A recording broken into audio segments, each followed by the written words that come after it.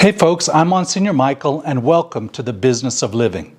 This week I want to do some fussin' about cussin'. I want to talk to you about the pros and cons of cussing. You know, scientifically there have been numerous studies regarding the correlation between cussing and pain tolerance. And you yourself might have found yourself uttering an obscenity after stubbing your toe or accidentally touching a scalding surface. I know I have.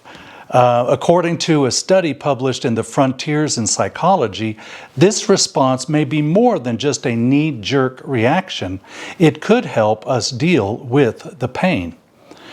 Of course, swear words aren't always appropriate, and using them doesn't always lead to a good outcome. As demonstrated in a study published in the Journal of Language and Social Psychology, using profanity can result in others thinking less of you.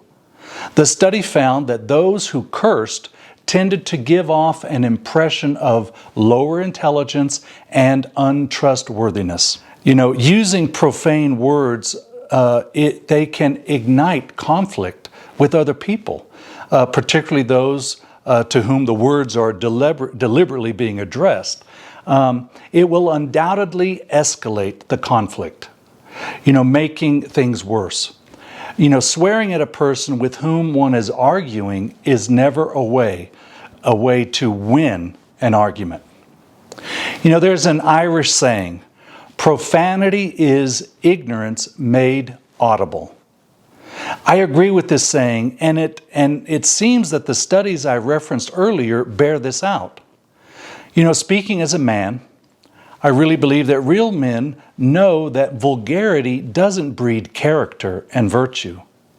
So they choose not to cuss. They choose not to be vulgar. So foul language, cussing, cursing, it really is vulgar. And it's very irreverent, especially if one is using the Lord's name in vain. The constant use of foul language, it drags us down. It demonstrates a lack of self-control, and it is degrading, and it undermines mutual respect in our relationships. The art of conversation is one of the most important traits of civilization. Elevated conversation sets true civilization apart from barbarism. When each word is used in its proper context, human relations are cultivated and elevated. There's nothing more uplifting than a good conversation. Cussing, however, wreaks havoc on good conversation. It drags human relations into the mud of banality and vulgarity. For good or for ill, the example we give in our speech is noticed and imitated. The words we use cause an impact on others, on our peers, co-workers, family members. Our example is educational. The words we use educate. We are constantly imitating or being imitated.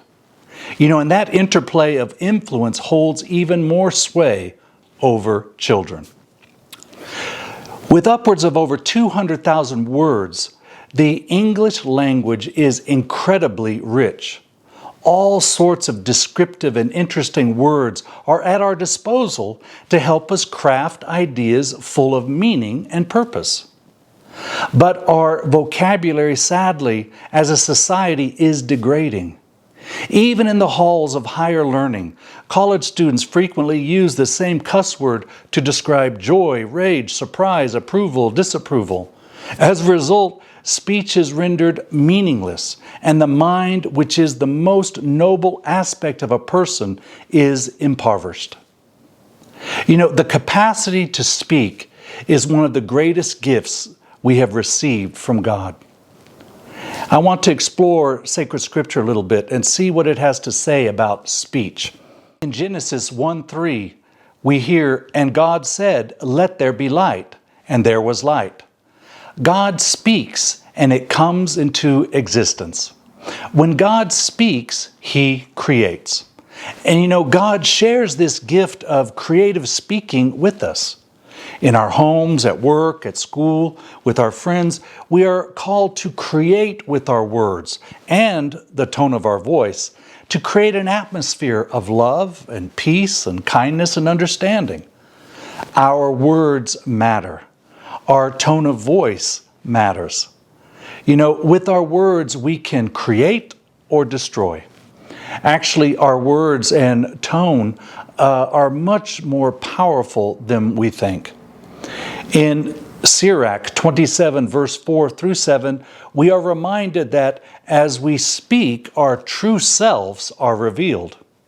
We hear this: when a sheaf is shaken, the husks appear. So do one's faults when one speaks. The fruit of a tree shows the care it has had. So too does one's speech disclose the bent of one's mind. Sirach reminds us that our speech discloses our character. Our speech discloses who we are. What we say reveals a great deal about us, more than we can imagine. Speech is among our greatest gifts, yet self-mastery in speech is very challenging. Some of the most common sins we commit are related to the gift of speech, like gossip, idle chatter, lies, even white lies, exaggeration, harsh verbal attacks, and uncharitable remarks. Also, prideful and boastful speech about ourselves.